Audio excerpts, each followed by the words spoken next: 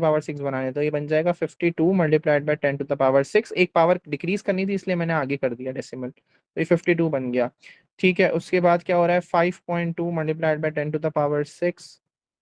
अब क्या करेंगे हम लोग 50, अब ऐड कर सकते हैं हम 52 और 5.2 को ऐड कर लेंगे, ये बन जाएगा 57.2 multiplied by 10 to the power 6। अब ये स्टैंडर्ड फॉर्म में नहीं है, डेसिमल पीछे जाएंगे। अब बताओ अब्दुल्ला, डेसिमल पीछे लेके जाऊंगा, पावर ऐड करनी है या कम करनी है या बढ़ानी है? इससे बढ़ानी है।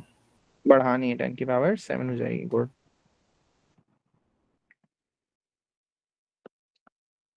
अच्छा, find the number of sides of the regular polygon with the interior angle of 162। इसको स्मार्टली अगर करें तो हम लोग ऐसे कर सकते हैं कि हम लोग 360 अपॉन एन वाला कर लें तो मजा आएगा, उसमें आराम से भी हो जाएगा, ये पूरा फॉर्मूला नहीं लगाना पड़ेगा। तो अगर इंटीरियर दिया हुआ है ना मुझे, तो मैं एक्सटीरियर निकाल सकता हूँ। इंटीरियर 162 है तो एक्सटीरियर कितना होगा 180 माइनस 162 विच इज 18। यस। ठीक है, और फिर मैं नंबर ऑफ साइड्स के लिए एक्सटीरियर वाला फॉर्मूला लगा दूंगा। Exterior angle is equal to 360 upon n होता है, तो हमें एक्सटीरियर पता है 18 is equal to 360 upon n. N वहां भेजा, ये बन जाएगा 360 अपॉन 18। तो 18 वन जा 18, 18 टू जा 360 होता है, 18 20 जा 360 होता है, 20 साइड्स आ गई। ठीक है, इसको इंटीरियर एंगल के फॉर्मूले भी से भी कट किया जा सकता है। इंटीरियर एंगल का फॉर्मूला है n minus two multiplied by 180 upon n, इससे भी कर सकते हो, कोई मसला नहीं है। ठीक है, बात समझ में आ गई? Yes sir. ओके, इसके बाद the range, mode, median and mean of 5 positive integers are equals to 10। अच्छा, सारी चीजें, मोड भी 10 है और मीडियन भी 10 है, मीन भी 10 है, रेंज भी 10 है। अच्छा, find one possible set of these 5 integers. अच्छा, मीडियन सबसे पहले जो चीज समझ में आएंगी वो करेंगे। अभी हमें कुछ समझ में नहीं आ रहा कि भाई 10 में से हम कुछ भी ले सकते हैं, अभी तो कुछ भी समझ में नहीं आ रहा।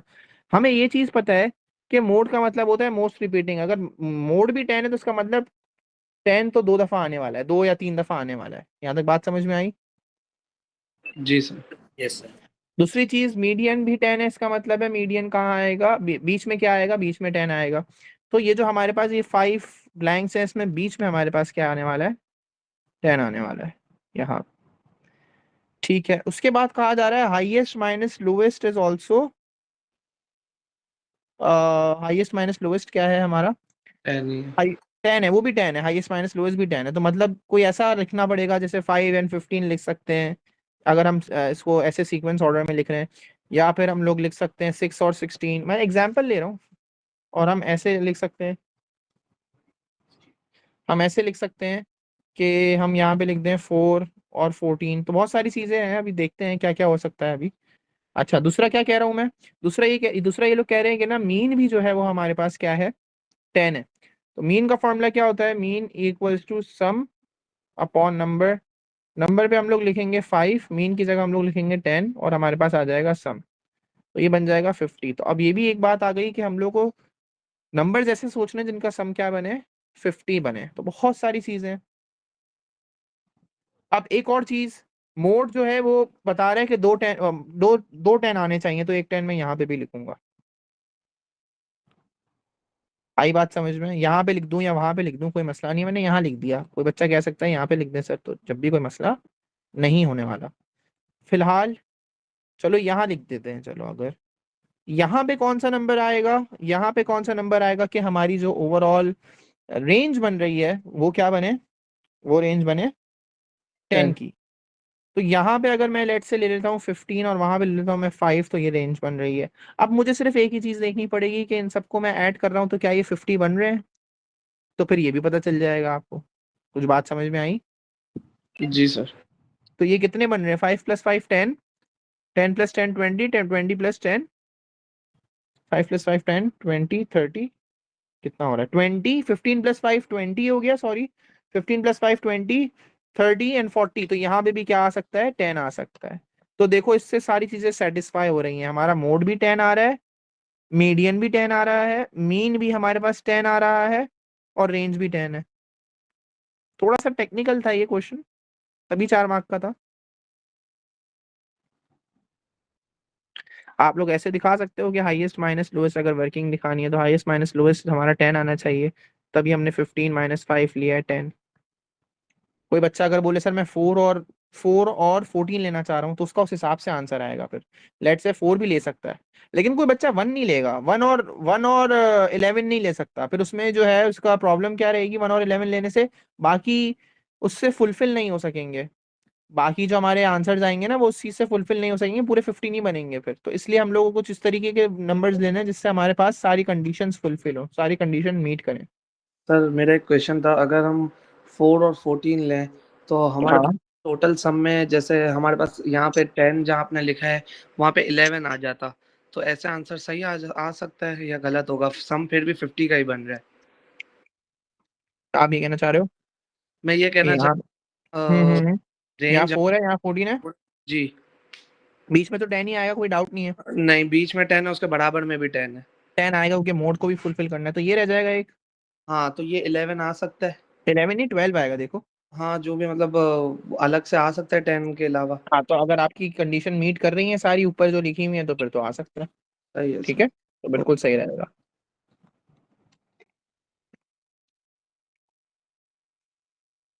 फिलहाल मैं इस आंसर में जा रहा हूँ, इसके मल्टीपल आंसर्स हैं, टेंशन लेने वाली बात नहीं है।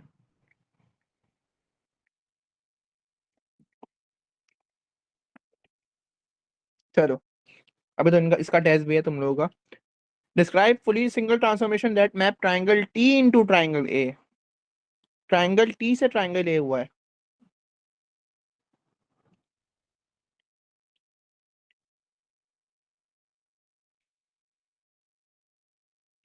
हम्म।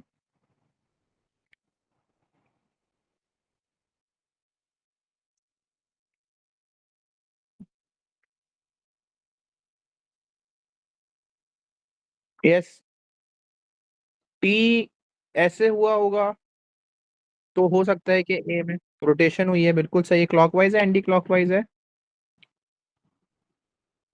Sir anti clockwise. Clockwise. Anti clockwise clockwise. कैसे हो सकती है? क्लॉकवाइज होगी ना, एंटी क्लॉकवाइज में बताता हूँ क्यों नहीं होगी। टी को अगर आप एंटी क्लॉकवाइज लेके जा रहे हो तो टी ऐसा बनेगा, ए के जैसा नहीं बनेगा,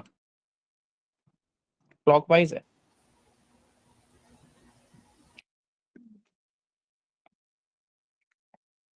ये देखो ना, इसको अगर हम ऐसे ले जा रहे हैं तो ये ऐसा बन जाएगा फिर। Now it all depends on the centre. क्या चीज लिखा हुआ है, क्या चीज लिखी हुई है? Describe fully single transformation that map triangle T into triangle A. तो आप लोगों ने अभी क्या लिख दिया कि ये रोटेशन है, कितनी है, 90 डिग्री है। और आप लोगों ने क्या लिख दिया, क्लॉकवाइज। इसमें आप लोगों को 2 मार्क्स मिल गए, लेकिन तीसरा मार्क किस चीज का मिलेगा आपको? सेंटर का, जो कि थोड़ा सा मुश्किल और अजीब सा काम होता है। तो अब जरा हम लोग देखते हैं कि सेंटर निकाला कैसे जाता है। मैंने पहले भी समझाया था, मैं अभी दोबारा समझा देता हूँ। रूलर की जरूरत पड़ेगी इसमें।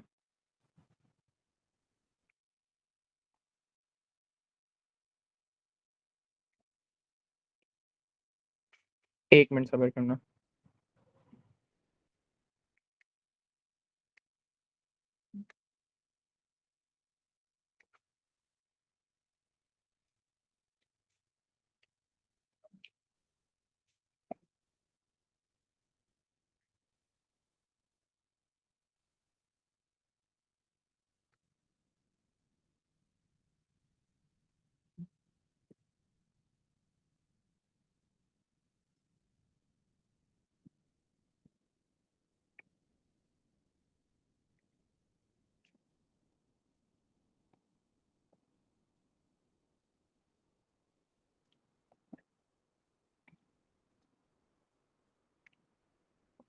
ये रहा हमारा रूलर।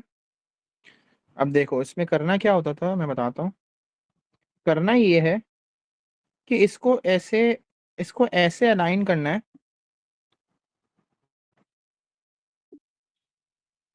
कौन है? ओके। इसको ऐसे अलाइन करना है। सबसे पहले आप लोगों को ही इसके कॉरिस्पॉन्डिंग पॉइंट्स को मार्क करना है। कॉरिस्पॉन्डिंग पॉइंट्स कहाँ कहाँ हैं, कौन कौन से हैं? तो ये एक पॉइंट है, ये एक पॉइंट है जो कॉरिस्पॉन्डिंग पॉइंट है इन दोनों डायग्राम्स के, और इसके अलावा एक ये पॉइंट है और एक ये पॉइंट है।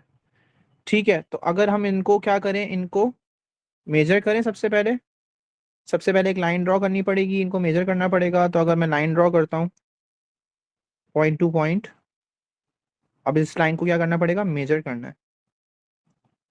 सही है, इसको मेजर कैसे करें, अब मेजर ऐसे करना है, कोई ऐसी मेजरमेंट ले लो, मेरे पास तो खैर बेकार से स्केल है, अभी तुम लोग करोगे अगर इसको प्रिंट करके तो परफेक्ट ही होगा। ऐसे मेजर करना है, कितनी आ रही है ये, 5.5 फाइव फाइव आ रही है एक तरीके से। ठीक है, तो 2.5 पे इसका क्या हो जाएगा, इसका मिड पॉइंट हो जाएगा। वैसे भी नजर आ रहा है, हाँ जाहिर सी बात है, यहाँ पे वन डायगोनल के बाद इसका एक मिड पॉइंट होगा। ठीक है, ये मार्क करने के बाद आप लोगों को क्या बनाना पड़ेगा, परपेंडिकुलर बाइसेक्टर। मैंने समझाया था परपेंडिकुलर बाइसेक्टर कैसे बनेगा। आप लोगों के आपको अपने स्केल का वो डिवीजन, कोई सा भी डिवीजन ऐसा उठाना है जो आप लोगों को अच्छा लग रहा हो, वो वाला डिवीजन लेके आप इसके साथ क्या करोगे, इसके सेंटर के साथ अलाइन करोगे लाइक दिस, और फिर उसके बाद एक लाइन खींच दोगे लाइक दिस। आई बात समझ में, इतना यस काम सर। समझ में आया, क्या करना है। अच्छा, दूसरा, उसके बाद क्या करोगे, क्योंकि कंपास वगैरह का हमारे पास टाइम नहीं होगा, ये काम जल्दी जल्दी हो जाएगा अगर आपकी प्रैक्टिस है। ये मुझे टाइम लग रहा है क्योंकि मैं हर चीज़ को इसमें अलाइन करके देख रहा हूँ, मुझे टाइम लगेगा, जाहिर सी बात है। आप लोग को इतना टाइम नहीं लगेगा बहरहाल। तो एक ये लाइन बन गई, अब इस लाइन को क्या करना है, इस लाइन को भी मेजर करना है।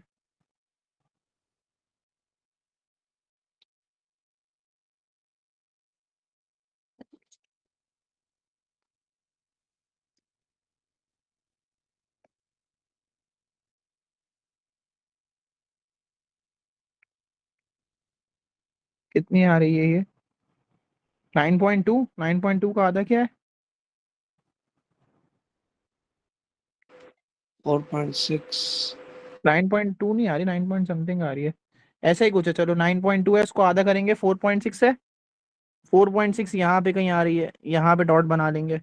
उसके बाद क्या करना है, उसके बाद इसको उठाना है वापस से स्केल को, और इस पॉइंट पे परपेंडिकुलर बनाना है।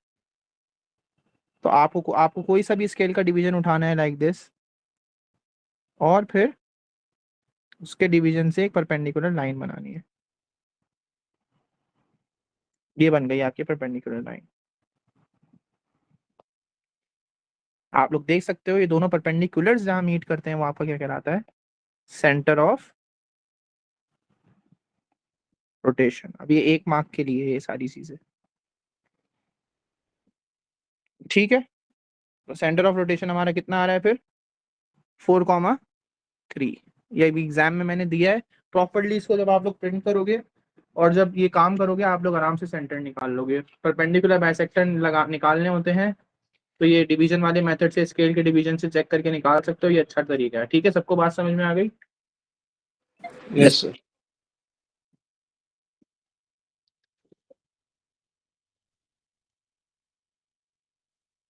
Student measures the height h centimeter of each 400 plants. Cumulative frequency बनाई हुई है इन्होंने। Use the diagram to find the estimate for the median. Median के लिए क्या करेंगे हम लोग, मीडियन के लिए जो टोटल क्यूमुलेटिव फ्रीक्वेंसी उसको हाफ कर दो, का 50% देखो कितना आ रहा है, 200। 200 पोजीशन पे हमारा आंसर है, 200 यहाँ पे है। यहाँ से देखो कि हमारा आंसर आ कहाँ रहा है, तो एग्जैक्टली 30 पे आ रहा है। उसके बाद क्या कह रहे हैं, inter quartile range. Quartile range कैसे निकलेंगी, अब आप लोगों को क्वार्टाइल निकालने के दो तरीके बताता हूँ, क्वार्टाइल की पोजीशंस कैसे निकलती हैं, दोनों तरीके बताता हूँ। फर्स्ट थिंग, आप लोगों ने क्या करना है, टोटल क्यूमुलेटिव फ्रीक्वेंसी को का आधा करना है। आधा किया तो कितना आ गया, 200। फिर उसका भी आधा किया तो क्या आ गया, 100। 100 पोजीशन पे आपका लोअर क्वार्टाइल रेस्ट करेगा, 100 पोजीशन में आपका लोअर क्वार्टाइल है। और ये 10 10, ये जो हमारा 100 निकला ना, 100 को 100 100 करो, 3 दफा ऐड करो, 100 100 100, तो 100 100 200 आधे में पहुंचे, फिर 100 300, तो 300 पे हमारा क्या होगा, अपर क्वार्टाइल। एक इस तरीके से कर सकते हो, या फिर वो जो तरीका समझाया है 400 मल्टीप्लाइड बाय 1/4 और 400 मल्टीप्लाइड बाय 3/4, या फिर आप लोग ये भी कर सकते हो कि 400 multiplied by 25th position for lower 25% for lower quartile and 400 for 75% for upper quartile. ये सारी बातें याद हैं आप लोगों को? Yes sir. यस तो हमें 100 पे चेक करना है एक तो, और एक 300 पे चेक करना है। अब 100 300 कहाँ होगा? 80 और 120 के बीच में 100 होगा, यहाँ पे चेक करना है।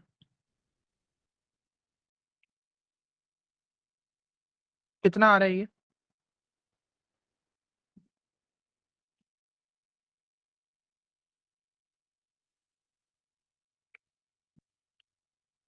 सर 16 आ रहा है, लोअर क्वार्टाइल। तो एक मिनट रुक जाओ।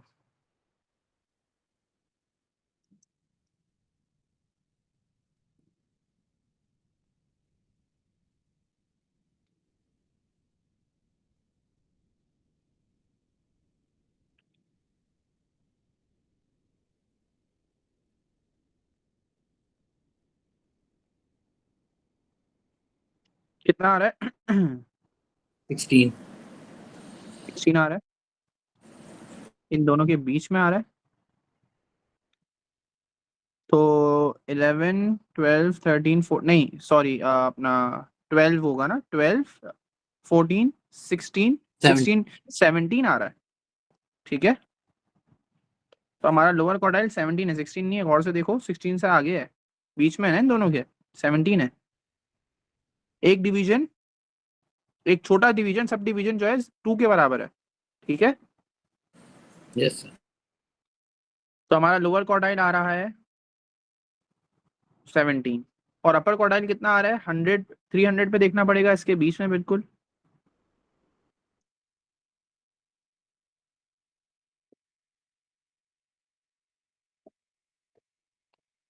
कहाँ है ये? देखो, 30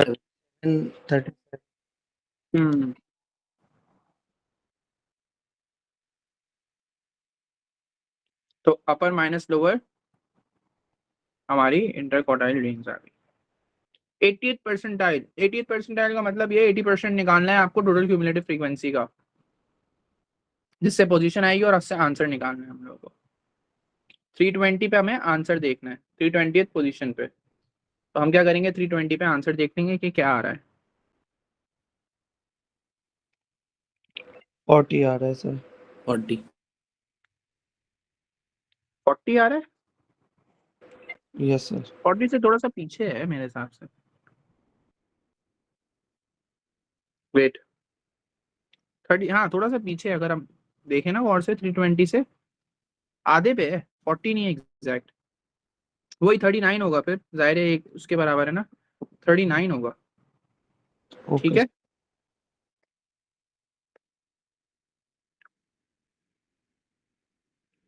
the number of plants with height greater than 60, कितने प्लांट्स ऐसे होंगे जिनकी हाइट 60 से ज्यादा है? तो 60 हाइट पे देखना है कि हमारे पास कितने नंबर्स आ रहे हैं। फर्स्ट ऑफ ऑल 60 से ग्राफ ऊपर ले जाएंगे सर। 60 से ग्राफ ऊपर लेके जाएंगे लाइक दिस। यस और फिर वहां पे चेक कर लेंगे। तो अगर हम लोग देखें यहाँ पे एक बॉक्स कितने के बराबर था? 40 पे 5 डिवीजन पे 40 आ रहा है, 40 डिवाइडेड बाय 5 8। एक जो डिवीजन है वो 8 का है और आधा 4 का होगा, तो ये 364 होना चाहिए मेरे हिसाब से। यस क्या कहते हो? Yes.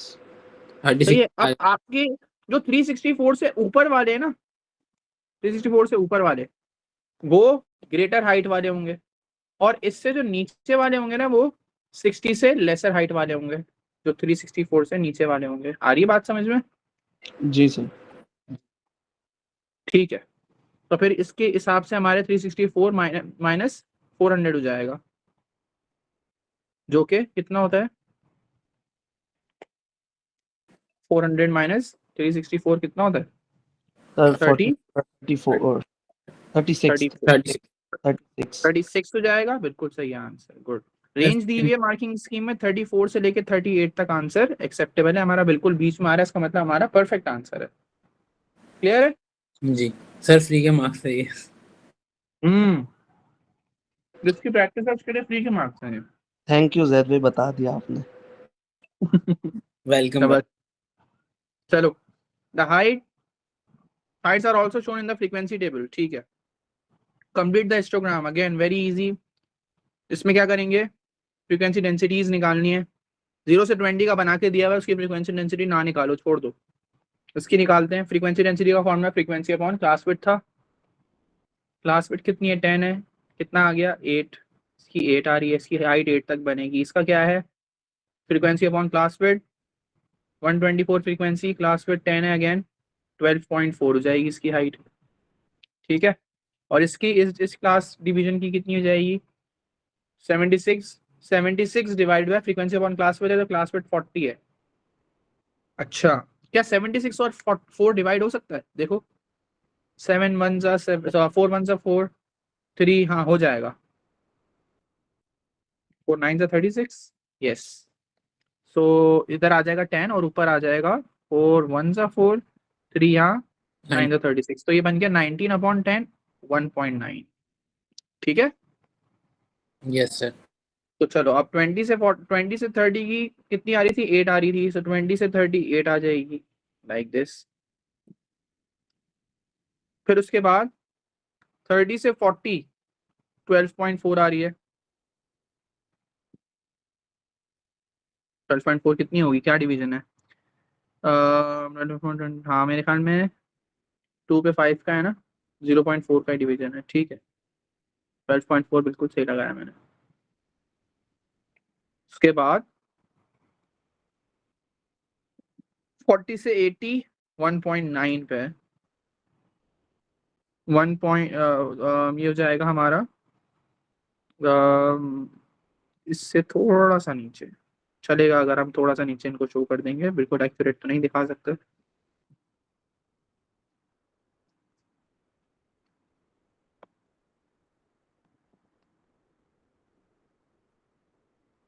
The diagram shows a cyclic quadrilateral ABCD, BD and AC intersect at X, ठीक है। Angle BAD 74 degree, angle BCA 34 है, ठीक है। एंगल BDA चाहिए इन लोगों को, 34। BD और A ये चाहिए। किसने कहा 34, मैंने। Z, yes.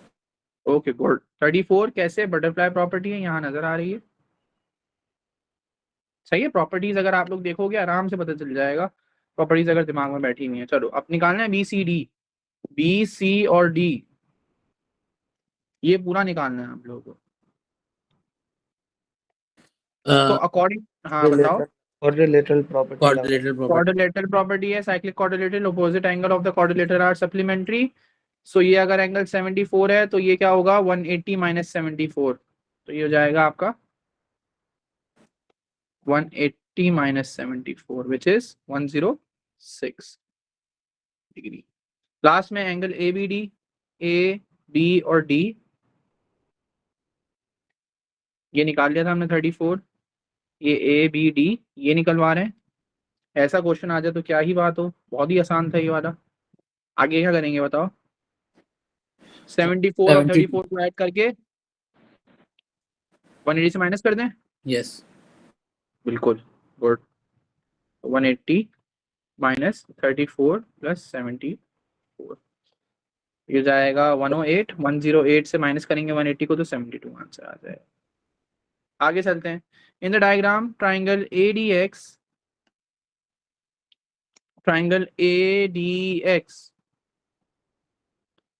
is similar to triangle BCX, ठीक है, नजर आ रहा है, ये छोटे छोटे ये कह रहे हैं दोनों सिमिलर हैं, ठीक है। तो हम लोग रेशोज बना लेते हैं, जैसे मैंने आप लोगों को रेशोज बनाना सिखाया है। AD अपॉन, अगर किसी को कुछ नहीं आता ना, वो स्मार्टली नहीं देख पा रहे सिमिलैरिटी को, तो वो रेशोज बना के काम कर ले। रेशोज बना के में आपको उतना दिमाग भी यूज नहीं करना पड़ता, रेशोज यूज करने पड़ते हैं, आंसर निकल जाता है। बस उसमें से देखना कौन से रेशोज यूजफुल हैं, वो रेशोज निकाल के हटा के आइसोलेट करके वैल्यूज डाल के सॉल्व कर लो। अब देखो BC भी दिया हुआ है, AD भी दिया हुआ है, CX भी दिया हुआ है, मांग रहे हैं XD, तो मतलब ये वाला मांग रहे हैं DX या XD, एक ही बात है। और AD भी दिया हुआ है और BC भी दिया हुआ है, तो ये वाला हमारा काम का नहीं था, हम इसको यूज कर लेते हैं। डायग्राम भी नहीं देखनी पड़ रही, देखो मुझे इसके अंदर AD 9 है, BC हमारा 4.5 है, इज इक्वल्स टू DX हमारा या XD हमारा निकालना है, और CX हमारा 3.3 है। अब 9 4.5 1 जा 4.5 2 जा 9 होता है, 2 टाइम्स 3.3 करेंगे तो हमारा x निकल जाएगा विच इज 6.6। मुश्किल तो नहीं था ये, क्या कहते हो? सर इसमें पता कैसे चलता है कौन से रेशियो लेने हैं, मतलब कौन से अल्फाबेट लेने हैं? जैसे यहाँ पे ADDX DC। बता देता हूँ ADX DCX था। तो अभी क्या करना है, सबसे पहले फर्स्ट 2 अल्फाबेट्स वाले रेशियोज ले लो, समझे? ओके फिर उसके बाद लास्ट 2 वाले रेशियोज ले लो, फिर उसके बाद फर्स्ट एंड लास्ट वाला रेशियो ले लो। समझे या नहीं समझे? जी सर समझ गया। Okay good. चलो फंक्शंस है, फंक्शंस में देखते हैं क्या पूछ रहे हैं ये लोग। f-3 तो fx की उसमें -3 डाल दो, सॉल्व कर लो।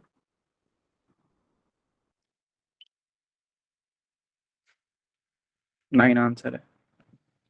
ओके gf-3 समझाया हुआ है आप लोगों को, देखो 1 मार्क का है तो इतना मुश्किल नहीं होगा, डायरेक्ट भी बंदा कर सकता है, लेकिन अगर आप लोग थोड़ी सी वर्किंग दिखाना चाहो तो कर सकते हो। f-3 डालो, f-3 अच्छा f-3 अभी हमने ऊपर डाला भी है तो g9, f-3 का आंसर 9 आ रहा था तो इसलिए मैंने 9 डाल दिया अंदर।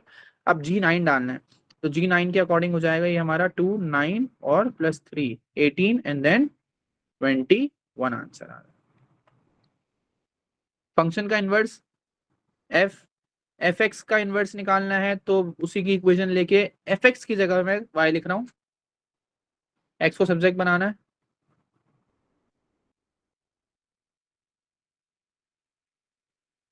फिर जब सब्जेक्ट बन जाए उसके बाद आपको x को y कहना है और y को x कहना है, ये इनवर्स का कॉन्सेप्ट है। चलो बोल रहे हैं x व्हेन g(x) = 7, तो g की इक्वेशन उठा लेते हैं भाई, gx की इक्वेशन उठा लेते हैं पहले, तो ऊपर से मैं देख लूं क्या है हमारा 2x + 3। ठीक है अब जरा फोकस करते हैं इस पे, 3 मार्क का सवाल है ये। gx की इक्वेशन चाहिए हमें किसी तरीके से, तो gx की ये है बहरहाल, तो हमें gx चाहिए तो हम क्या करेंगे, g पहले अंदर gx, ठीक है, और इक्वेशन डाल देंगे फिर gx की, अगर अंदर जो लिखा हुआ है तो ये हो जाएगा 2x + 3।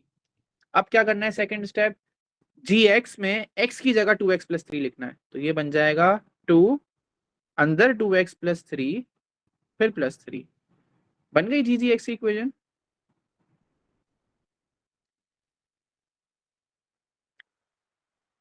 यस उसके बाद gx की जगह आप लोग क्या लिख दोगे इक्वेशन बनाने के बाद, 7, तो ये जाएगा 7 = 2 ब्रैकेट 2x + 3 + 3। अब सॉल्व कर लो इसको, जैसे सॉल्व करना है, 7 -3 कर लो पहले, चलो फिर 2 ब्रैकेट 2x + 3 कर लो, कोई एक्सपैंड करके करना चाह रहा है वो भी मसला नहीं है। 7 - 3 4 होता है, 4 / 2 कर दे, फिर ये हो जाएगा 2x + 3, 2 = 2x + 3 +3 वहां जाके 2 - 3 हो जाएगा इक्वल्स टू 2x हो जाएगा, -1 इक्वल्स टू 2x हो जाएगा, x is equals to -1/2 answer है। आगे h inverse of x equals to 5, तो x निकाल के दे दो, वो ये कह रहा है। अच्छा क्वेश्चन अच्छा है। hx की इक्वेशन देखो, hx की इक्वेशन के अकॉर्डिंग हमारा क्या आ रहा है, 2 की पावर x, ठीक है। अब वो कह रहा है कि ना इसका इन्वर्स निकालो, देखा जाए तो इसका इन्वर्स नहीं निकल सकता, नहीं निकाल पाओगे, पावर का गेम है ना, नहीं निकल सकता x, तो क्या करें। अब जरा इसमें कॉन्सेप्ट है जो मैं बार बार उसका कॉन्सेप्ट देता रहता था ना, तो इधर कॉन्सेप्ट लग रहा है। अगर वो कह रहे हैं कि h inverse of h x जो है वो हमारे पास 5 है, तो मुझे बताओ ये y है ना, इनवर्स का, इनवर्स फंक्शन का y है ये, इनवर्स फंक्शन का y है, x नहीं है, ये y है।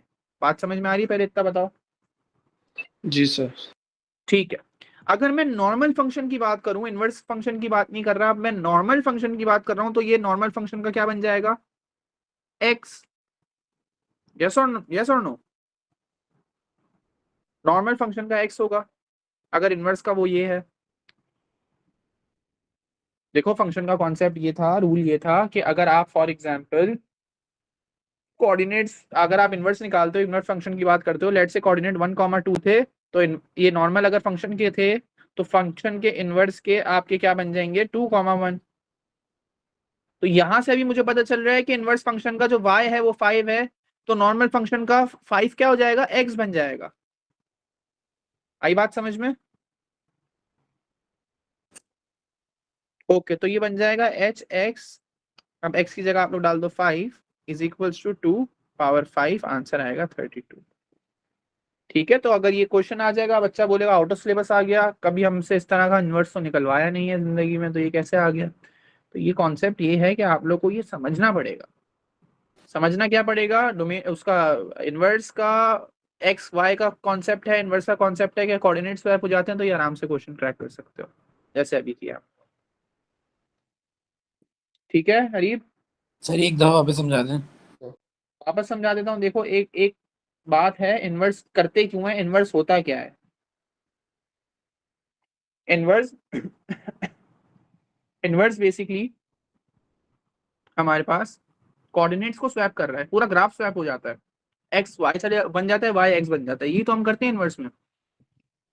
इन दिस क्वेश्चन हम लोग इनवर्स नहीं निकाल सक रहे थे इक्वेशन का, लेकिन हम लोगों ने एक कॉन्सेप्ट देखा, हम लोगों ने ये देखा, तो यहाँ पे इन्होंने ये 5 दिया हुआ है, h inverse of x is equals to 5। इसका मतलब क्या हुआ है कि इनवर्स की इक्वेशन में y 5 है, x होगा कुछ ना कुछ, x का हमें नहीं पता। लेकिन नॉर्मल फंक्शन की अगर मैं बात करूं तो नॉर्मल फंक्शन में x 5 हो जाएगा ना, और y होगा कुछ ना कुछ। आप समझ में आई ये बात या नहीं समझ में आई? Yes sir. तो जब हमें पता चल गया कि हमारे नॉर्मल फंक्शन में x 5 है, तो नॉर्मल फंक्शन की इक्वेशन लो जैसे मैंने ली है, और उसके x की जगह पे क्या डाल दो? 5, सॉल्व कर लो, आंसर दे दो।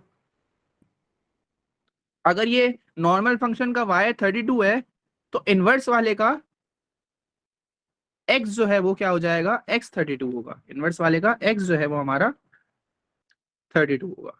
ठीक है, सही सही सर। ओके आगे चलते हैं। सर्ड्स आगे सिंप्लीफाई और सिंप्लीफिकेशन ऑफ सर्ड्स है। 32 को ऐसे ब्रेक करो कि कोई इसमें परफेक्ट स्क्वायर आ रहा हो।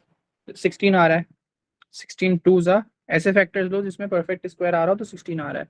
अच्छा 98 में देख लो, 98 में कोई बताओ।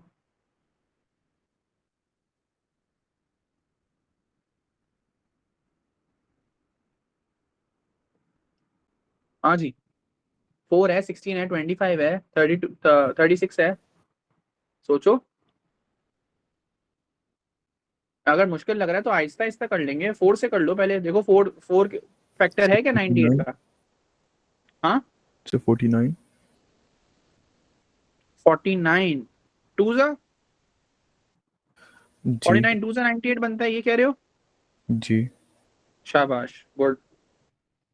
तो फिर 49 आपके पास 7 का है और 16 आपके पास, तो देखो अंडर रूट 2 और 2 बच भी रहा है, तो ये बन जाएगा कुछ इस तरीके से कि 16 का अंडर रूट हमारे पास क्या होता है? 4, तो ये 4 अंडर रूट 2 हो जाएगा, और 7 हो जाएगा 49 का अंडर रूट, तो 7 अंडर रूट ऑफ 2 बन जाएगा। अब इनको ऐड कर देंगे तो ये बन जाएगा टोटल 11 अंडर रूट ऑफ 2। ये सिंप्लीफिकेशन ऑफ सर्ड्स है। बेसिक एडिशन हो सकती है सर्ड्स की, तो हो गई, ऐड हो गया, देखो यहाँ पे सर्ड ऐड हो रहा है आराम से। ठीक है,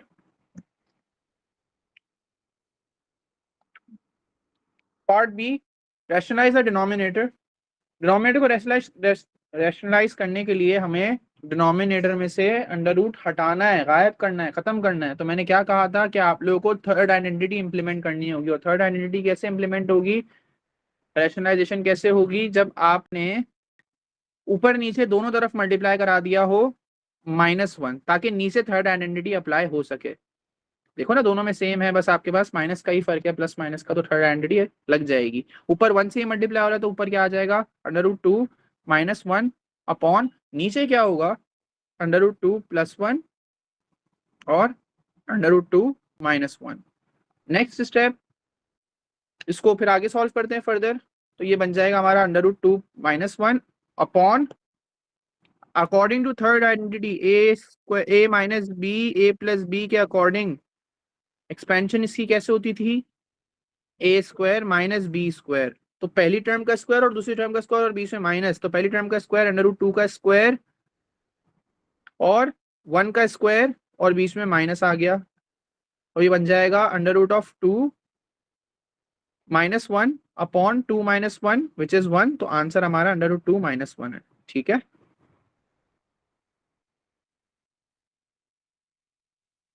क्या कहना चाह रही हो?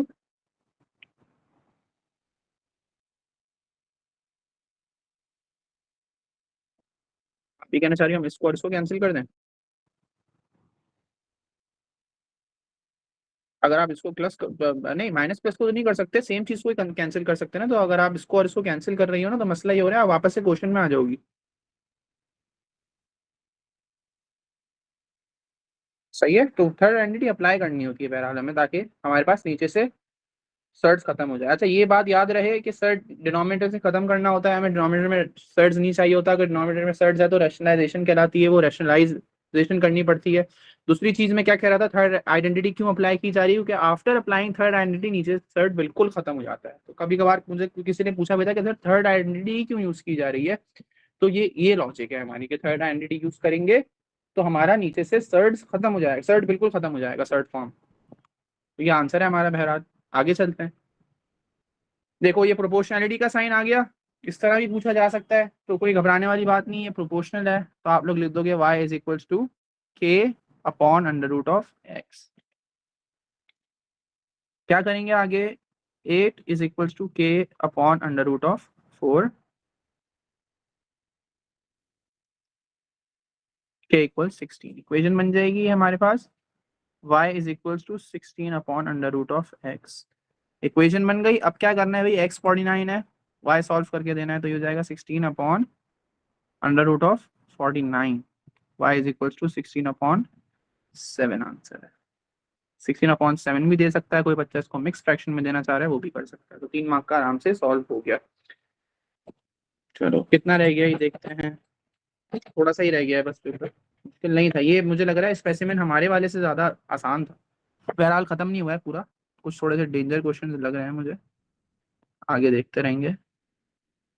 इन this question all measurements are in centimetre. ठीक है, the height of the triangle h and the height of the rectangle rectangle is h plus 2। ठीक है, length of the base of triangle is x and the length of the rectangle is x plus 1। ठीक है, area of triangle is 11 centimeter and the area of rectangle is 39। write down expression in terms of x for the height of rectangle। in terms of x बोला जा रहा है। अच्छा, तो हम क्या कर सकते हैं, एरिया ऑफ रेक्टेंगल 39 दिया हुआ है या ए, और एरिया ऑफ ट्राइंगल 11 दिया हुआ है। हम एक काम करते हैं, अगर हम लोग ये करें 1/2 multiplied by base multiplied by height is equals to area, तो एरिया ऑफ ट्राइंगल का ये फॉर्मूला लगा के हम एरिया ऑफ ट्राइंगल की जगह ये लिख देते हैं, और 1/2 मल्टीप्लाइड बाय बेस की जगह हम लोग x लिख देते हैं, और हाइट की जगह हम लोग ऐसे ही लिखेंगे ऑफ कोर्स। क्या चाहिए in terms of x for the height of rectangle, मैं क्या कर रहा हूँ, हाइट ऑफ रेक्टेंगल निकालनी है ना, एरिया ऑफ ट्राइंगल पे क्यों पूछ रहा हूँ, सॉरी। एरिया ऑफ ट्राइंगल का फॉर्मूला, एरिया ऑफ रेक्टेंगल का फॉर्मूला लगेगा लेंथ मल्टीप्लाइड बाय हाइट या base multiply by height. Area की जगह आ जाएगा 39 x प्लस 1 और हाइट है h प्लस 2। फिर क्या करेंगे, हम लोग इसको डिवाइड करवा देंगे, तो ये हो जाएगा 39 upon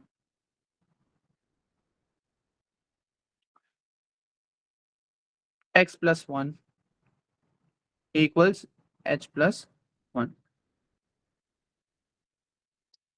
39 expression for the height of the rectangle, height of the rectangle, height of the rectangle का 39 अपॉन x प्लस 1 ही आंसर आएगा। +1 वहां नहीं भेजेंगे क्योंकि h+1 पूरा रिप्रेजेंट कर रहा है height of rectangle. Height of rectangle ऐसे निकालिए, मैं दोबारा समझाता हूँ जरा, मैं खुद भी यहाँ पे था थोड़ा सा कंफ्यूज हो गया था। देखो यहाँ पे दिया हुआ है 39, लेंथ हमें पता है x+1 है, हाइट हमें नहीं पता ना, हाइट हम लोग कुछ भी ले लेते हैं, अभी हाइट कैपिटल H ले लेते हैं। Height even though height compare की जा रही है ट्राइंगल की हाइट से कि वो h+2 होगी, लेकिन हम वैसे हाइट देखें रेक्टेंगल की क्योंकि वो हाइट ऑफ रेक्टेंगल की बात कर रहा है, तो height of rectangle capital H हो गया। 39 upon x+1 will represent height of rectangle, 39 upon x+1। ठीक है,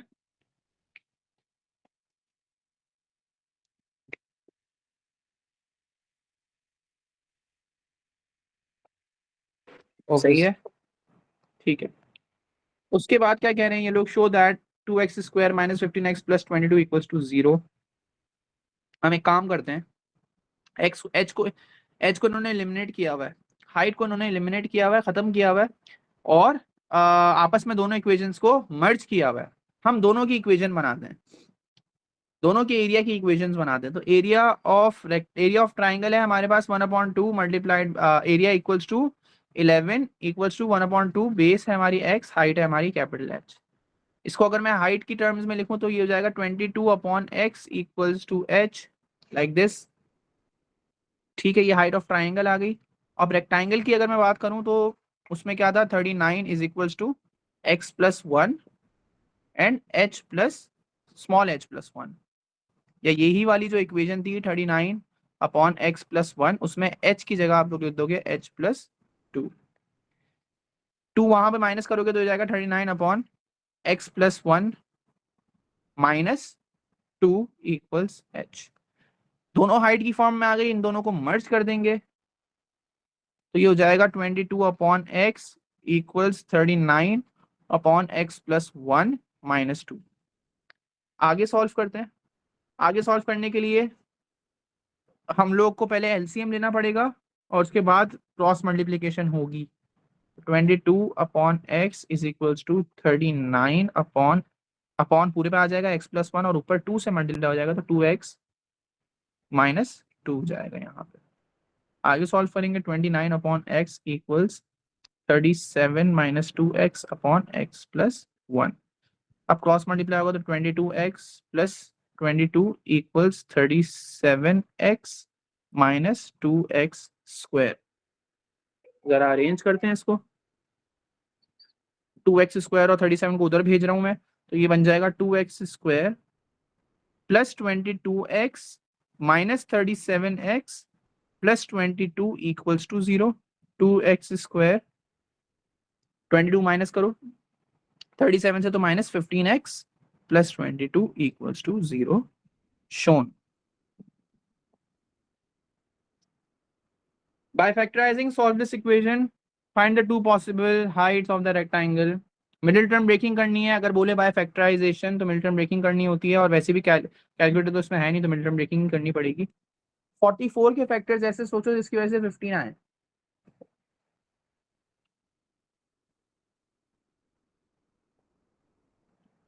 हाँ जी, सर 4 11s को प्लस भी करेंगे तो 15 आ जाएगा। ठीक है, गुड। तो x square minus 4x minus 11x plus 22 equals to 0। जबरदस्त। मिड टर्म ब्रेकिंग अगर किसी को याद नहीं है तो इन दोनों को मल्टीप्लाई करके 44 और 44 के ऐसे फैक्टर्स ढूंढने हैं जिनको प्लस करें तो 15 आंसर आ रहा हो। प्लस क्यों बोल रहा हूँ, क्योंकि यहाँ पे प्लस 22 लिखा हुआ है, अगर माइनस लिखा होता तो माइनस करके आना चाहिए था। बहरहाल प्लस लिखा हुआ है यहाँ पे तो उसका मतलब है फैक्टर्स ऐड होने हैं, और ऐड कैसे करोगे, दोनों को माइनस माइनस करके भी ऐड किया जा सकता है। तो हमने मिडिल टर्म ब्रेकिंग कर ली लाइक दिस, कॉमन ले लेंगे तो ये हो जाएगा x minus 2 minus 11 x minus 2 equals to 0। एक आ रहा है 2x माइनस 11 इक्वल्स टू 0 और एक आ रहा है x minus 2 equals to 0। x equals to 2, x equals to 11 upon 2। तो ये दो पॉसिबल हाइट्स हैं। सही है, एक एक स्टेप दिखाना जैसे मैंने दिखाया होगा। पता नहीं क्यों 5 मार्क का ये 5 मार्क जस्टिफाइड नहीं है, 2 या 3 मार्क का होना चाहिए ये क्वेश्चन, 3 मार्क का होना चाहिए मैक्सिमम। बहरहाल अब ये थोड़ा सा z से रिलेटेड है, z ये ट्रिग्नोमेट्री है प्रॉपर, लेकिन कैलकुलेटर नहीं है अब यहाँ पे। तो मैंने कहा था कि आपको क्या करना पड़ेगा, याद करना पड़ेगा, याद रखने पड़ेंगे। याद आ रहा है? यस। तो ये याद करने एग्जाम से पहले, भूल नहीं जाना। तो अभी हम देखते हैं यहाँ पे क्या लग रहा है, साइन कॉस या टेन लग रहा है। यहाँ पे हमारे पास अगर हमें हाइपोटेनस निकालना है, बेस गिवन है और एंगल गिवन है, तो हमें कॉस लगाना पड़ेगा। हम कॉस 30 लगाएंगे equals to base upon hypotenuse, तो 8 अपॉन हाइपोटेन्यूज, हाइपोटेन्यूज की जगह पे क्या आ जाएगा, x आ जाएगा। अब cos 30 का आंसर आपको याद होना चाहिए। याद है क्या अभी? नहीं। उसको याद कर लो। मैंने ये तो ये तो याद दिला दिया था कि, याद करवा दिया था कि cos 60 जो है वो क्या होता है हमारा 1/2 और sin 30 भी हमारा 1/2 होता है। लेकिन cos 30 क्या होता है वो ये आपको याद रखना पड़ेगा, यूजुअली सर्च फॉर्म में आता है, √3/2 होता है। ठीक है, √3/2, भूलना नहीं। और इसी तरीके से sin 60 क्या हो जाएगा, √3/2। ठीक है, sin 60 cos 30, cos 30 sin 60, ये ताल्लुक है इनका, समझ सही। रहे हो? जी सर। तो फिर ये हो जाएगा आपका 8 और नीचे आ जाएगा x, क्रॉस मल्टीप्लाई करते हैं, x को सब्जेक्ट बनाते हैं वहां बेच के, तो ये हो जाएगा x is equals to 8 multiply by 2 divide by √3। आगे सॉल्व करेंगे, ये हो जाएगा आपका 16 अपॉन √3। क्या ये आंसर है? नहीं लगता। क्यों लग क्यों नहीं रहा भाई? नीचे सर्च है क्योंकि नीचे सर्ड है क्योंकि, जबरदस्त। तो हम सर्ड में नहीं छोड़ सकते, इसको फर्दर सॉल्व करना पड़ेगा। तो हम क्या कर देंगे, रैशनलाइज कर देंगे, √3, ऊपर भी √3, नीचे से √3 कैंसिल हो जाएगा, 16 √3/3 हो जाएगा फिर ये आंसर। ठीक है, 16 √3/3 आंसर है। तब ये 4 मार्क का था कि उसमें एक रैशनलाइजेशन भी करवाई जा रही है। सिंगल फ्रैक्शन वाले क्वेश्चन हैं ये, अक्सर बच्चों को पसंद नहीं आते, मैं कर देता हूँ जल्दी से।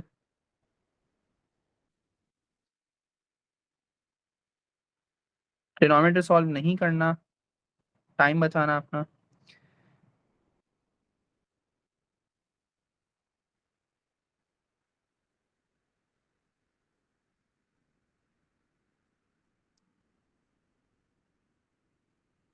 नाइन और 16 कितना हो गया हमारा, 25 और माइनस। -x।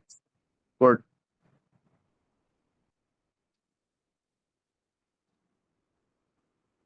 उसके बाद हमने वहां पे भी कंप्लीटिंग द स्क्वायर मेथड देखा, specimen of O levels IGCSE में भी है। तो आप लोग समझ सकते हो कि ये थोड़ा सा इसको इंपॉर्टेंट करना चाह रहे हैं। तो अगर जिस जो भूल गया है वो वीडियो देख लो दोबारा, और वैसे भी मैं यहाँ पे रिकैप करवा ही देता हूँ, तो उसको गौर से सुन लो। क्या किया जाता था इसके अंदर, बीच की जो टर्म है उसको हाफ करो, 2 आता है, 2 स्क्वायर पहले प्लस में लिखना है फिर माइनस में लिखना है, 2 स्क्वायर। तो ये बन जाएगा x² - 4x, जैसा इक्वेशन में लिखा हुआ है अभी। और इसके आगे पहले +2 स्क्वायर लिखोगे, फिर -2 स्क्वायर लिखोगे, फिर +7 लिखोगे, क्योंकि इससे वैल्यू चेंज नहीं होती। मैंने बताया 2 स्क्वायर का आंसर 4 है, 2 स्क्वायर का आंसर 4 है, 4 - 4 0, वैल्यू में चेंज नहीं हो रहा। लेकिन हम लोग ये करते हैं ताकि हम इस चीज को फैक्टराइज कर सकें। तो अब आप देख सकते हो ये फैक्टराइज कैसे हो जाएगा, x - 2 का होल स्क्वायर, सेकंड आइडेंटिटी का रिवर्स चला गया ये। फिर आगे सॉल्व करेंगे, -4 + 7, ये हो जाएगा x - 2 का होल स्क्वायर +3। ये आंसर है। Write down the coordinates of the turning point of this, जो अभी दिखा करा है हम लोगों ने। ये हम करते ही इसलिए थे, मैंने समझाया था कि कम्युनिकेशन स्क्वायर मेथड किया ही इसलिए जाता था ताकि हम टर्निंग पॉइंट्स निकाल सकें। लेकिन याद रहे, टर्निंग पॉइंट्स में जो अंदर x कोऑर्डिनेट होता है उसकी साइन चेंज करके निकाली लिया जाता है। तो ये 2,3 होगा। ये बात भी मैंने आप लोगों को याद करवाई थी। चलो उसके बाद क्या है, ये वाला क्वेश्चन है, आसान होते हैं वाले क्वेश्चन भी, मैथमेटिकली सिमिलर लिखा हुआ भी है। तो A1/A2 लगाएंगे अगर एरिया की बात कर रहे होंगे। देखते हैं, हाइट नहीं दी हुई, एरिया दिया हुआ है दोनों का। हाँ, एरिया A1/A2 इक्वल्स L1/L2 या H1/H2 का स्क्वायर। एरिया किसका दिया हुआ है, लार्जर शेप का 36 दिया हुआ है, तो लार्जर शेप की लेंथ उसके सामने ही लिखेंगे 9, और दूसरे शेप का भी दिया हुआ होगा 25 दिया हुआ है, ठीक है। लेकिन हमें x दिया हुआ है, उसकी हाइट, छोटे वाले की हाइट नहीं दी हुई, x दी हुई। अब हम क्या कर सकते हैं, या तो 9 9 से 81 करो और उसके बाद सॉल्व करके अब कॉम्प्लेक्स चीज में फंसो, या फिर स्मार्टली वर्क करो और अंडर रूट लगा दो दोनों तरफ, तो वो अंडर रूट सॉल्वेबल है वहां पे। 36 का 6 होता है, 25 का 5 होता है, तो ये आ गया 9/x। ठीक है, ये कितना आसान हो गया। अमूमन बच्चे क्या करते हैं, 81 करके इसको एक्स स्क्वायर करके 36 और 25 में उलझ रहे होते हैं। ये गलत नहीं है, लेकिन फिर क्या करेंगे, 81 25 करेंगे और बोलेंगे सर कैलकुलेशन बहुत मुश्किल आई थी पेपर में। तो आप लोग थोड़ा स्मार्टली देखो इसको। ठीक है, जैसे यहाँ पे नजर आ रहा है, आप क्या करोगे, x is equal to 9 multiply by 5 divided by 6। अभी भी 9 5 से 45 नहीं करना, पहले 6 और 9 को कैंसिल करो, डिवीजन पहले किया करो। ये हो जाएगा आपकी 3 और ये आपका हो जाएगा हमारा, ये हमारा हो जाएगा 2, ये हो जाएगा हमारा 3, ये बन जाएगा 15/2। इसको कोई 7.5 लिखना चाहे वो भी सही है, 15/2 भी सही है। ठीक है, सेंटीमीटर। चलो उसके बाद क्या है, 26 है, मैं ग्राफ ऑफ फंक्शन को थोड़ी सी देर, बल्कि यही रह गया है, हाँ यही रह गया, चलो ठीक है। वेक्टर्स नहीं पूछा है इसके अंदर, बल्कि वेक्टर भी पूछा गया था। ओवरऑल मुझे इजी लगा स्पेसिमेन ओ लेवल्स वाले से। आप लोग का क्या कहना है? जी सेम, आसान है। चल आसान है तो जैद का तो ए स्टार इंशाल्लाह। हाँ हाँ, जी। वो साइन कॉस टेन याद करना, फिर पूछूंगा मैं। बहरहाल चलो, क्या कह रहे हैं, एक एफ एक्स फंक्शन है जिसका ग्राफ के लिए ऊपर हमें एक्सेस दिए हुए हैं, और क्यूबिक है ग्राफ या क्वाड्रेटिक ग्राफ है, देख के बता सकते हो आप लोग। क्यूबिक। क्यूबिक है, गुड, क्योंकि ये पूरा जब हम एक्सपेंड करेंगे तो एक्स एक्स एक्स मल्टीप्लाई होंगे, एक्स क्यूब बन जाएंगे। सो एक ये चीज हमें नजर आई, तो क्यूबिक का हमें शेप पता होना चाहिए। और पॉजिटिव क्यूबिक है या नेगेटिव है? नेगेटिव। नेगेटिव कैसे है, पॉजिटिव है बल्कि एक्स ये। पॉजिटिव। हाँ इंस्टा बात कर रही है ना ये। जी। ओके गुड, ये आपके क्या आ जाएंगे, क्वाड्रेंट्स पॉजिटिव वाले, तो ग्राफ मोस्ट लाइकली यूं यूं या कुछ बनेगा इस तरीके से। देखते हैं आगे। On the diagram sketch the graph of F x for -3 x and 4। ये डोमेन दिया हुआ है, ये पता है क्या है, ये डोमेन है। उस वक्त मैं बात भी कर रहा था ना डोमेन की, ये डोमेन है। जब x की कोई रेंज चलती है ना, x की कोई वैल्यूज चलती है, उसको उसको क्या कहा जाता है, उसको कहा जाता है डोमेन। और y की जो वैल्यूज चल रही होती हैं, कुछ सीरीज चल रही होती है, उसको कहा जाता है रेंज। डोमेन रेंज का ये कॉन्सेप्ट है, तो ये डोमेन है। ठीक है, तो बहरहाल हमारे पास अभी क्या क्या है, हमें ये ग्राफ बनाना है। एक चीज तो ये है कि ग्राफ बनाना है हमें, हमारे पास कोऑर्डिनेट्स होने चाहिए। हम कोऑर्डिनेट्स कैसे निकाल सकते हैं, x-3 डाल के चेक कर सकते हैं, तो -3 डालते हैं इसमें। थोड़ा सा मुझे भी डरा रहा है ये क्वेश्चन, लेकिन देखते हैं।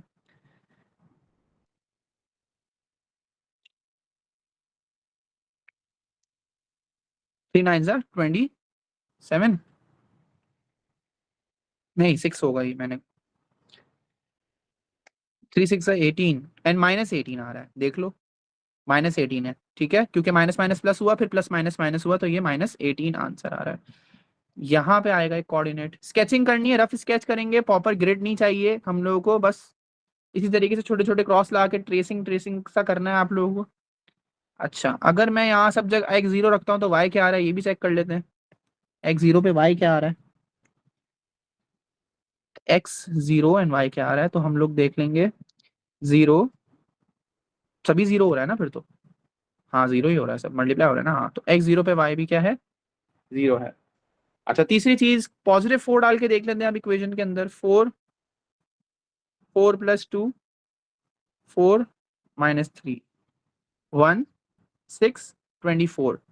जो एक्सेस दिए हुए ना वही आंसर्स है, तो कोई इतनी घबराने वाली बात नहीं थी, मैं भी खामखा घबरा रहा था। बनाएंगे किससे, बहरहाल ये सवाल है कि बनेगा कैसे ये, थोड़ा सा स्मूदर बनेगा। ऐसे ही नहीं कोई बच्चा जाके लाइन बना दे, बोले सर ये ग्राफ लीनियर थोड़ी है कोई, इसको हमें कुछ इस तरीके से बनाना पड़ेगा, बल्कि ऐसे भी नहीं, मिनिमम एंड मैक्सिमम पॉइंट वाजे करने पड़ेंगे लाइक दिस। अब कोई मुझे कहता है कि सर हम लोगों ने तो ये फॉर्मेट पढ़ा था, आपने तो ये पढ़ाया था, याद आ रही है बात? तो आप वो पता है किसके लिए था, वो बेसिक ग्राफ के लिए था, बेसिक क्यूबिक ग्राफ था और कुछ भी नहीं था उसके साथ। उसका हमें ये भी नहीं पता था कि उसके जो है कोऑर्डिनेट्स क्या बनेंगे, उसके टर्निंग पॉइंट्स होते थे, उसके भी यहाँ पे एक टर्निंग पॉइंट है, दूसरा टर्निंग पॉइंट है, लेकिन उसके टर्निंग पॉइंट वाजे नहीं होते थे। अब इसमें मॉडिफिकेशन करेंगे ना हम लोग, जितनी करेंगे ना उस हिसाब से हमारा ग्राफ शो होगा। तो अभी हमें रफ स्केच करना है, हमें नहीं परवाह है कि हम इतना ऊपर से दिखा के यूं कर लें तो भी कोई मसला नहीं है, लेकिन एक प्रॉपर ग्राफ अगर कुछ इस तरीके का कोई दिखा दे लाइक दिस, तो उसको मार्क मिल जाएंगे। अलिफ मद्दा वाला ग्राफ है ना, याद है? यस। ओके गुड, ये हो गया। एक्सपैंड एंड सिंप्लीफाई बहुत आसान है। पहले डबल ब्रैकेट एक्सपेंशन करना चाह रहे हो तो वो कर लो, फिर एक्स को मल्टीप्लाई करवा देना, तो एक्स बाहर ही रहने दो, पहले डबल ब्रैकेट एक्सपेंशन कर लो, या पहले डबल बाहर वाले से मल्टीप्लाई करा दो, जो आप लोगों को सही लगे। पहले चलो ये करवा देते हैं, फिर डबल ब्रैकेट एक्सपेंशन कर लेंगे।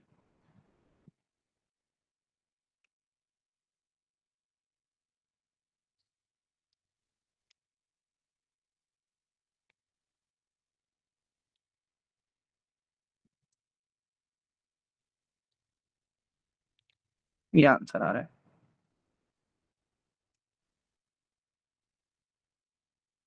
A is the point 1, -6 tangent to the graph. A is a point 1, -6 tangent to the graph y equals to fx। तो ये जो हमारा ऊपर ग्राफ बना है जिसकी इक्वेशन क्या आई है, x³ - x² - 6x, या फिर हम लोग अगर इसको ब्रैकेट फॉर्म में लिखें तो ये हमारी जो इक्वेशन थी। अब उसके लिए क्या कहा जा रहा है, ये मतलब ये fx की इक्वेशन है, ओके, एक ही है, एक ही बात है। खैर, the tangent to the graph of, यार मुझे क्यों लग रहा है ये आप लोग का नहीं है ना, dy/dx लग रहा है मुझे, ये अपना जैद करेगा मेरे साथ। जैद और जैद ने भी अभी नहीं पढ़ा है ये, जैद इसको हम बाद में करेंगे, ठीक है। मैं यहाँ पे शो कर देता हूँ, जितना समझ में आ रहा है समझ लो, नहीं होगा तो हमारे पास ये डिफरेंशिएशन का टॉपिक था ना, ये हम बाद में करेंगे। किया पता है क्या जाता है, बेसिक डिफरेंशिएशन भी है यहाँ पे। हमारे पास जो इक्वेशन है ना, y = x³ - x², बहुत कमाल चीज है। कोई और भी समझना चाहे समझ सकता है, क्योंकि आफ्टर ऑल ए लेवल्स के अंदर भी ये आता है। तो बहुत मजे का है। क्या है कॉन्सेप्ट इसके अंदर, कि आपके जो इक्वेशन है ना उसको dy/dx करना है, मतलब चेंज इन y और चेंज इन x करना है। डी मतलब होता है चेंज। मुझे बताओ change in y and change in x क्या होता था जैद? ग्रेडियंट। हाँ Zaid, change in y upon change in x कैसे कहते थे हम लोग? y2 - y1 upon x2 - x1। Change in y and change in x। Gradient sir. Hello, आवाज आ रही है सर? हाँ मुझे अभी आ रही है। ग्रेडियंट। ग्रेडियंट, तो अगर हम लोग ये जो dy/dx लिख रहे हैं ना, इसका मतलब हम लोग क्या कर रहे हैं, ग्रेडियंट निकाल, ग्रेडियंट के लिए इस इक्वेशन को तैयार कर रहे हैं। अब तरीकेकार ये है कि हमारे पास जब भी dy/dx लिखा जाता है ना, इसका मतलब हम change in y upon change in x कर रहे हैं। इक्वेशन के साथ क्या किया जाता है, इक्वेशन के जो ये बेस कहलाती है और ये पावर कहलाती है। तरीका ये है कि आपको क्या करना पड़ता है, ये पावर उतारनी पड़ती है लाइक दिस, तो ये क्या बन जाएगा 3x, और एक पावर कम भी करनी पड़ती है, तो ये हो जाएगा 3x²। आई बात समझ में जैद? यस। तो ये हर टर्म के साथ होगा। तो जैसे अगर मैं इसके साथ कर रहा हूं अभी, तो इसमें आप कहोगे 3x², फिर आगे माइनस, अब x² के साथ क्या होगा, आप सबसे पहले ये 2 उतार दो, तो ये हो जाएगा 2x, और यहाँ पे पावर एक एक कम हो जाती है, तो क्या हो जाएगी 2x ही रहेगी। बात समझ में आ रही है? यस। और ये लिखा हुआ है -6x, x की पावर है 1, 1 उतारो तो ये -6 ही रहेगा, और x की पावर -1 कर दो, x की power 0, anything with the power 0 = 1, तो 6 गायब हो गया। ये आपने डिफरेंशिएट कर दिया। समझ में आया डिफरेंशिएशन थोड़ा बहुत? सर 6 गायब हो गया तो लिखा क्यों पे? 6 गायब नहीं हुआ, 1 गायब हुआ है, और x गायब हुआ है।